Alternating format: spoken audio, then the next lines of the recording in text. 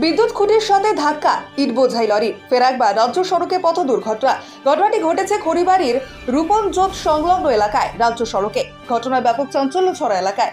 স্থানীয় সূত্রে জানা যায়, শুক্রবার ভোর 4টে নাগাদ একটি বিকট শব্দ শুনতে পেয়ে স্থানীয়রা রাস্তায় এসে দেখে সমস্ত রাস্তা জুড়ে বৈদ্যুতিক তার টুকরো টুকরো হয়ে পড়ে রয়েছে।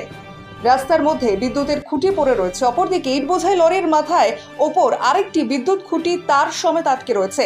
তবে এই ঘটনার জেরে বিদ্যুৎ বিভ্রাট ঘটেছে রূপনজোত গ্রাম সহ আশেপাশে।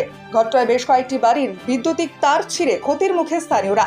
রাজ্য সড়কের মাঝ বরাবর ইট বোঝাই লরি রেখে ঘটনাস্থল থেকে চালক পলাতক থাকলে ব্যাপক যানজটের সৃষ্টি হয়। পরে খবর পেয়ে খড়িবাড়ি থানার পুলিশ ও বিদ্যুৎ দপ্তরের আধিকারিকেরা ঘটনাস্থলে পৌঁছায়। পুলিশই পরিস্থিতি নিয়ন্ত্রণে আনে।